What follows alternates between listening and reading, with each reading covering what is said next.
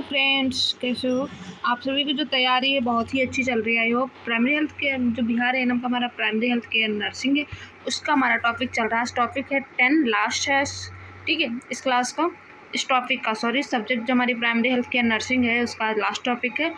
Topic number 10 सामान्य बीमारियों के लिए प्राथमिक चिकित्सा फर्स्ट एड के तौर पर उपयोग की जाने वाली दवाओं की सूची। अगर आपको इससे पहले की जो क्लासेस वो देखनी है तो हमारे इसी प्लेलिस्ट है, उस प्लेलिस्ट में आप जाके सारी टॉपिक वाइज जो है क्लासेस को अटेंड कर सकते हैं, ठीक है। तो आज चलते हैं हम यहाँ पे दर्द और बुखार की दवाएं। यहाँ पे कुछ मेडिसिन के बारे में आज की क्लास में हम देखेंगे, क्योंकि फर्स्ट एड केयर पे कौन सी मेडिसिन से यूज़ की जाती हैं उनके बारे में, उनकी जो लिस्ट है वो कौन कौन सी मेडिसिन हैं जो फर्स्ट एड केयर में यूज़ करते हैं वो हम देखते हैं। तो यहाँ पे फर्स्टली हम देखते हैं कि दर्द और बुखार, एनाल्जेसिक्स एंड एंटीपायरेटिक्स। एंटीपायरेटिक्स मतलब होता है जो फीवर के लिए, बुखार के लिए दी जाती है, ठीक है। ये दवाएं शरीर में दर्द, सूजन और बुखार को कम करने के लिए जाती है। जैसे कि बॉडी में अगर इन्फ्लामेशन हो रहा है, कहीं पे फीवर हो रहा है, तो क्या करते हैं उनको कम करने के लिए मेडिसिन को देते हैं। दवा का संकेत कब दें, सामान्य खुराक, ठीक है। वैसे यहाँ पे अडल्ट की बात चल रही है, ठीक है, तो जो भी डोजेस हैं वो अडल्ट के अकॉर्डिंग है। पैरासीटामोल पीसीएम इसे शॉर्ट में कहते हैं, बुखार के लिए दी जाती है। सिर दर्द, बदन दर्द 500 mg 650 mg दिन में 3 से 4 बार, अधिकतम 4 mg पर डे दे सकते हैं, ठीक है। तो यहाँ पे बात चल रही है, अगर बहुत ज़्यादा फीवर हो रहा है या फिर बहुत ज़्यादा रिकरेंट या रिलैप्सिंग फीवर सा हो रहा है बार बार, तो वहाँ पे हमें 500 से साढ़े 600 mg तक, 650 mg तक दिन में 3 से 4 बार दे सकते हैं। मिनिमम गैप बीच में 4 आवर्स का होना ही होना चाहिए, ठीक है। इतना हमें ड्यूरेशन देखना है। और मैक्सिमम डोज कितने, 4 ग्राम से ज़्यादा एक दिन में नहीं दे सकते हैं पर डे, ठीक है। अब है इब्रोफिन, गंभीर दर्द जिसकी डाइक्लो के नाम से आता है, इब्रोप्रोफिन।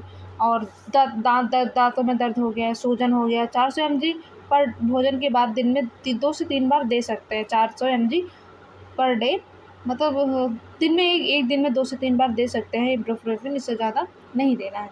डाइक्लोफेनेक की बात चल रही है। डाइक्लोफेनेक जो होता है जेल हो गया, टैबलेट फॉर्म में भी आता है। जोड़ों दर्द, मोच चोट का दर्द, टैबलेट 50 ml का या जेल ज़रूरत अनुसार हम यूज़ कर लेते हैं। यहाँ जो जेल होता है जितनी नीड होती है उसके अकॉर्डिंग भी यूज़ कर सकते हैं। अब 50 ml भी यूज़ कर सकते हैं, ठीक है। यहाँ पे नोट, यहाँ पे पैरासीटामोल बच्चों के वजन के अनुसार 15 mg पर kg। यहाँ पे बच्चों की बात, वो अडल्ट का था। यहाँ पे जो डाटा था ये जो डाटा है बच्चों के लिए है कि जो उनका बॉडी वेट है उसके अकॉर्डिंग 15 mg पर kg सिरप के रूप में दी जाती है बच्चों को, ठीक है। पैरासीटामोल। पाचन तंत्र से संबंधित दवाएं, गैस्ट्रो ड्रग्स। यहाँ पे गैस्ट्रो से रिलेटेड कुछ मेडिसिन उसके बारे में देखते हैं। पेट दर्द, गैस दर्द और उल्टी ग्रामीण क्षेत्र में बहुत आम समस्याएं हो जाती है। पेट दर्द, दस्त, उल्टी, इन और छोटी छोटी चीज़ों से लोग परेशान हो जाते हैं, समझ में ही नहीं आता उन्हें क्या करना चाहिए।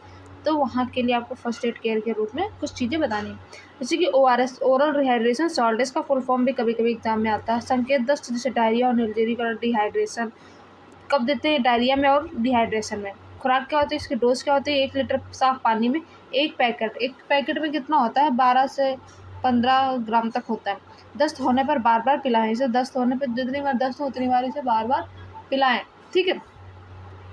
अब यहाँ मेट्रोनिडाजोल की बात चल रही है, एक एंटीबायोटिक होती है। संकेत कब देते हैं इसे, पैचिस से डिसेंट्री या पेट का संक्रमण होने पर देते हैं।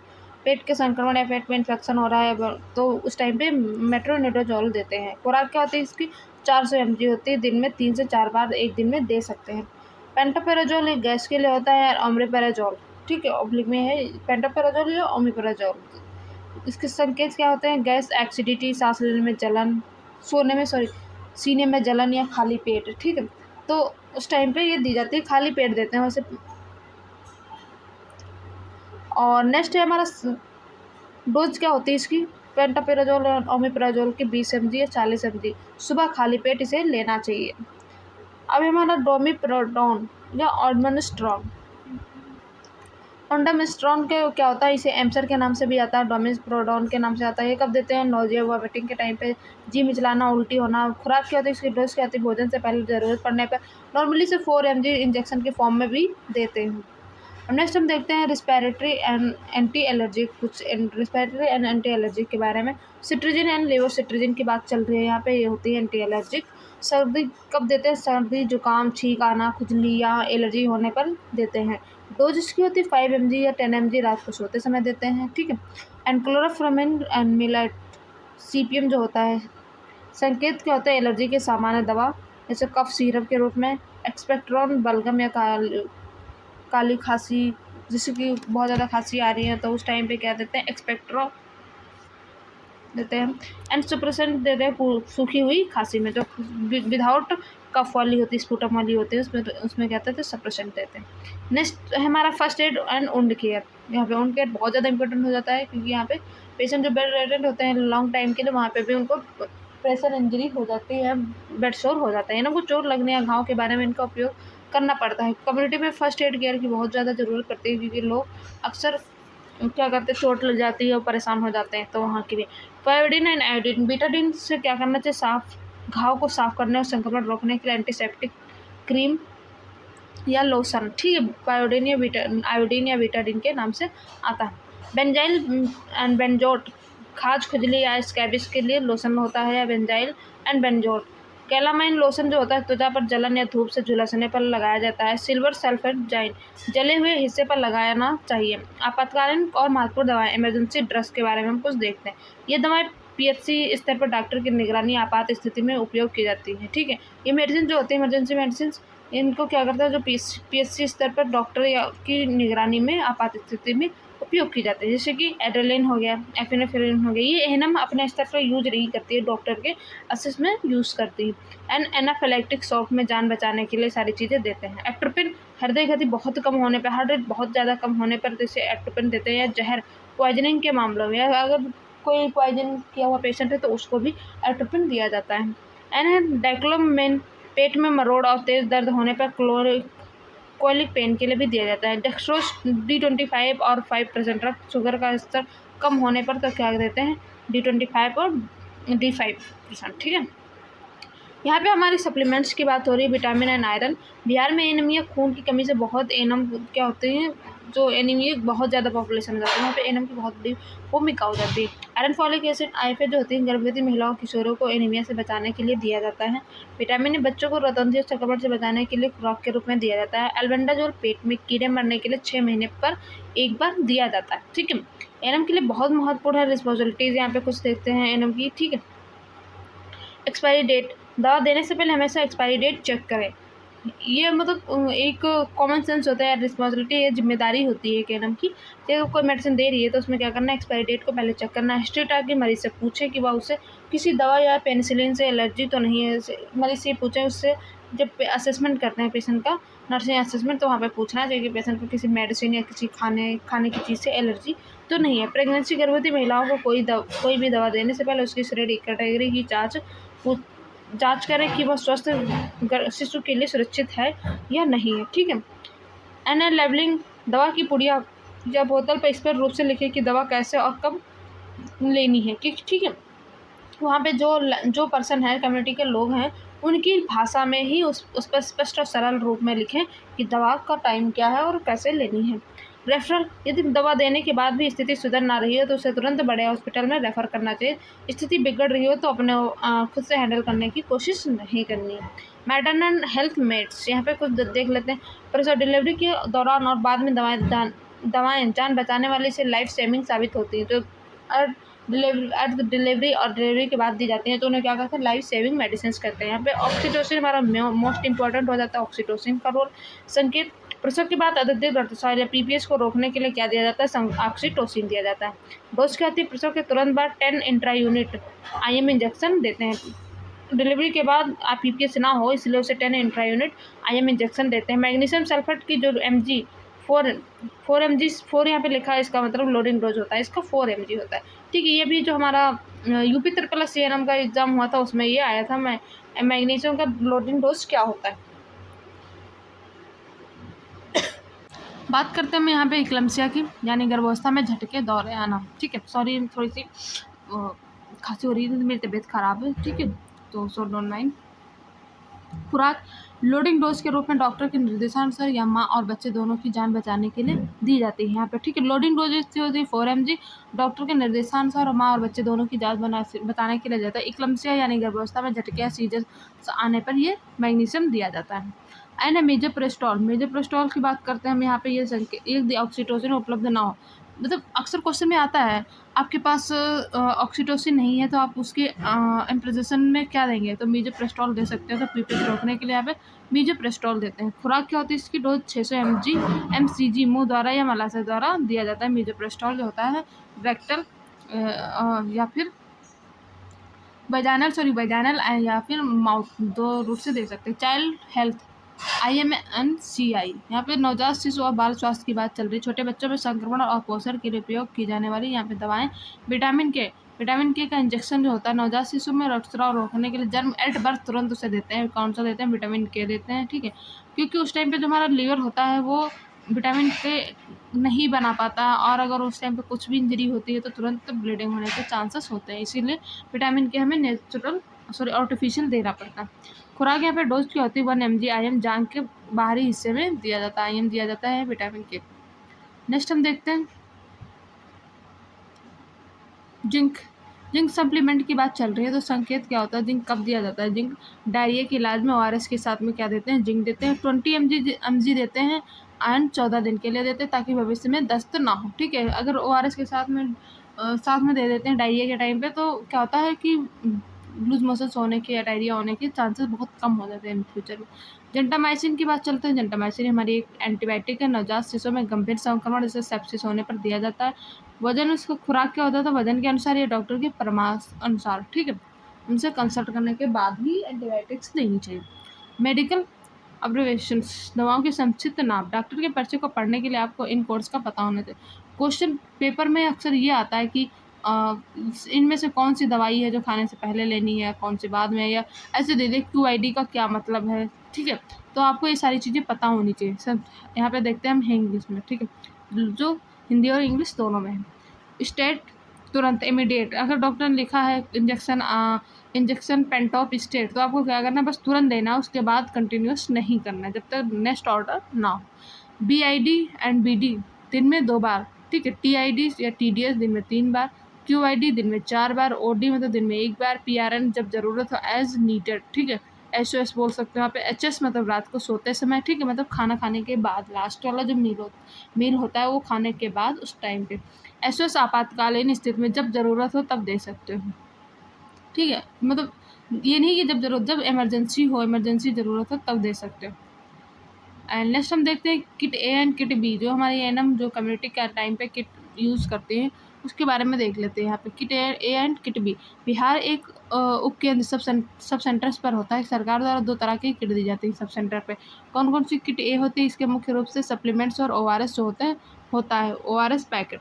जो हमारी किट है ना, ये इंपॉर्टेंट क्यों है हमारे लिए पढ़ना, क्योंकि अगर एग्ज़ाम में ये पूछता है कि ना कौन सी किट में ये कोई इंस्ट्रूमेंट या कुछ भी मेडिसिन से ORS लिख दिया, किट कौन सी किट के अंतर्गत आता है, ये भी हो गया, ठीक है। तो आपको एग्जाम भी निकालना है, लेकिन आपको एक परफेक्ट एनम भी बनना है, तो आपको क्या होना चाहिए, पूरी नॉलेज होनी चाहिए प्रॉपर।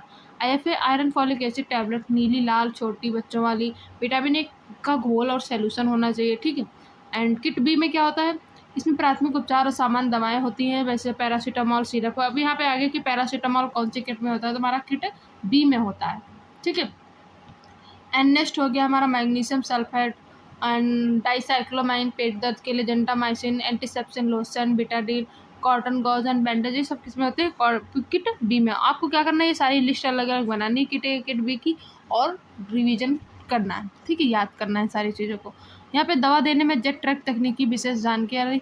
यहाँ पे जेट ट्रैक तकनीक देखते हैं, टेक्निक्स जो हैं जेट ट्रैक की वो कौन कौन सी। जब आप आयरन या जैसे इंजेक्शन मांसपेशियों IM में लगाते हैं तो त्वचा को एक तरफ खींचकर इंजेक्शन लगाया जाता है, जैसे कि जेट ट्रैक तकनीकी बनाई जाती है, ठीक है। इसमें क्या होता है, इससे फ़ायदा दवा वापस बाहर नहीं आती और त्वचा पर दाग भी नहीं पड़ता। जेट ट्रैक मेथड एक बहुत ही बेस्ट टेक्निक है, जैसे कि आयरन हो गया इंजेक्शन, या कोई डीप इंजेक्शन लेना है, ठीक है, तो ज़्यादा डोज में देना है तो ये हो जाता है। अब IM इंजेक्शन हम अगर है क्वेश्चन है कि IM इंजेक्शन मैक्सिमम कितने ml तक दे सकते हैं हम IM, तो हम IM इंजेक्शन जो है मैक्सिमम 5 ml तक दे सकते हैं, ठीक है। अब सबक्यूटेनियस कितना दे सकते हैं, 2 से 3 ml तक। यहाँ पे कोल्ड चेन की बात चल रही है, कोल्ड चेन मैनेजमेंट। ANM के रूप में आपको टीके वैक्सीन का रखरखाव भी करना चाहिए, ठीक है। अगर आपकी ऐसे की ड्यूटी है तो ऐसा नहीं कि हमें वैक्सीनेशन लगाने से मतलब, आपको उसको सेफ और सेफ्टी से भी मतलब वो होना चाहिए रिस्पॉन्सिबल, ठीक है। एएनएम के रूप में आपको वैक्सीन का रखरखाव भी करना है, जैसे कि ILR आइस लाइन रेफ्रिजरेटर। टीकों को +2 से +8 डिग्री सेल्सियस के बीच में रखा जाता है नॉर्मली, ठीक है, टेम्परेचर इसका जो होता है। VVM का मतलब क्या है? वैक्सीन वायल मॉनिटरिंग, ठीक है। VVM जो होता है वैक्सीन वायल मॉनिटरिंग होता है। टीके के शीशी पर लगा एक स्टिकर जो बताता है टीका खराब हुआ है या नहीं। यदि अंदर का चौकोर हिस्सा, जिसके अंदर में ऐसे चौकोर हिस्सा होता है, ठीक है, बाहर के घेरे के बराबर, ये घेरा हो गया, घेरे के बराबर या गहरा हो गया तो टीका उपयोग ना करें। जैसे कि अब ये होता है लाइट, ठीक है, ये होता है डार्क। अब ये क्या होगा कि जैसे कि इसका कलर जो है इसके बराबर हो गया है, ठीक है, बाहर वाले के, या फिर इससे ज़्यादा हो गया तो इसकी मतलब क्या हो गया कि जो वैक्सीन है वो ख़राब हो चुकी है, तो उसको यूज नहीं करना। अब जो हमने अभी तक पढ़ा उससे रिलेटेड कुछ क्वेश्चन MCQ हैं वो देख लेते हैं, ठीक है, जो एग्ज़ाम के पॉइंट ऑफ व्यू से बहुत ही इंपॉर्टेंट है। यहाँ में फर्स्ट क्वेश्चन रहेगा, प्रसव के बाद अत्यधिक रक्तस्राव PPS को रोकने के लिए सबसे पहली पसंद की दवा कौन सी है, ठीक है। यहाँ पे PPS की बात जी रही है तो PPS का मतलब है oxytocin, option number B right है। अगर ऑक्सीटोसिन नहीं है तो हम वहाँ पे क्या देंगे, मिजोप्रेस्टोल दे सकते हैं। ORS एक पैकेट कितने लीटर पानी में घोला जाता है? ORS का 1 लीटर होता है, मतलब एक पैकेट होता है, वो कितने पानी में घोलना चाहिए? 1 लीटर में, ऑप्शन नंबर बी राइट है, ठीक है। नेक्स्ट क्वेश्चन है हमारा थर्ड है, गर्भावस्था के दौरान झटके एक्लम्सिया आने पर कौन सी दवा दी जाती है? डाइक्लोफेनेक देते हैं, मैग्नीशियम देते हैं, कैल्शियम क्लोराइड, इंसुलिन देते हैं। तो यहाँ पे एक्लम्सिया की बात हो रही है तो यहाँ पे हम MgSO4 देते हैं, ठीक है। डाइक्लोफेनेक कब दे देते हैं? पेन में देते हैं, दर्द में। और कैल्शियम ग्लूकोनेट तो कैल्शियम कम होने पे देते हैं, ठीक है। इंसुलिन हम शुगर कम होने पे देते हैं। यहाँ पे क्वेश्चन नंबर 4 की बात चल रही है, तो डायरिया के इलाज में जिंक की गोली कितने दिनों तक दी जाती है? यहाँ पे डेज की बात की ना कि डोज की, तो डोज देते हैं हम 20 mg एंड 14 डेज तक, ऑप्शन नंबर सी राइट है। नेक्स्ट क्वेश्चन नंबर, नवजात शिशु में रक्तस्राव ब्लीडिंग रोकने के लिए जन्म के समय कौन सा इंजेक्शन दिया जाता है? Vitamin A, K, C, D। Option बात हो रही है बी की, विटामिन K इंजेक्शन हम IM देते हैं। डॉक्टर के पर्चे पर अगर TID लिखा है, TID मतलब TDS, ठीक है, TDS, तो इसका क्या मतलब? दिन में 1 बार, दिन में 2 बार, दिन में 3 बार, दिन में 4 बार, तो यह दिन में 3 बार। TDS मतलब होता है दिन में 3 बार, ठीक है। नेक्स्ट क्वेश्चन हमारा है 7, आयरन फॉलिक एसिड IFA की गोली का सबसे सामान्य दुष्प्रभाव साइड इफेक्ट क्या होता है? IFA का सबसे नॉर्मल साइड इफेक्ट क्या हो जाता है? बुखार, काले रंग का मल आना, सिर दर्द, त्वचा पर चकत्ते, ब्लैक स्टूल यहाँ पे हो जाता है। IFA का नॉर्मल और सिंपल सबसे ज़्यादा कॉमन साइड इफेक्ट यही होता है। क्वेश्चन नंबर हमारा 8 है, गंभीर एलर्जी एनाफ्लाइक्टिक शॉक की स्थिति में जान बचाने के लिए कौन सी दवा दी जाती है? एड्रेलिन देते हैं, पैरासीटामोल, सिप्रोफ्लॉक्सिन देते हैं, पेंटाप्राजोल देते हैं। पे एनाफ्लाइक्टिक शॉक में हम देते हैं एड्रेलिन, ठीक है। हार्ट बीट कम होने पे क्या देते हैं? एट्रोपिन। एंड नेक्स्ट क्वेश्चन हमारा 9 है, पेट में मरोड़ और तेज दर्द जैसे अब्डोमेन क्लोइक के लिए कौन सी दवा उपयोग होती है? एस्पिरिन यूज़ करते हैं या फिर डाइसाइक्लोमाइन, मेट्रोनिडाजोल एंड एल्बेंडाजोल। यहाँ पे क्वेश्चन हमारा क्या है, पेट में मरोड़े के लिए हम क्या करते हैं? एब्डोमिनल क्लोइक के लिए कौन सी दवा यूज़ की जाती है? तो यहाँ पे हम यूज़ करते हैं metronidazole, option number C right हो जाएगा यहाँ पे, ठीक है। नेक्स्ट क्वेश्चन है हमारा 10, पेट के कीड़े मारने के लिए एल्बेंडाजोल की खुराक सामान्यतः कितने समय के अंतराल पर दी जाती है? हर महीने, हर 3 महीने में, हर 6 महीने में, हर 1 साल में? तो यहाँ पे एल्बेंडाजोल की जो डोज होती है वो नॉर्मली हर 6 महीने में दी जाती है, साल में 1-2 बार देनी चाहिए, option number C right. State का चिकित्सा में क्या अर्थ है?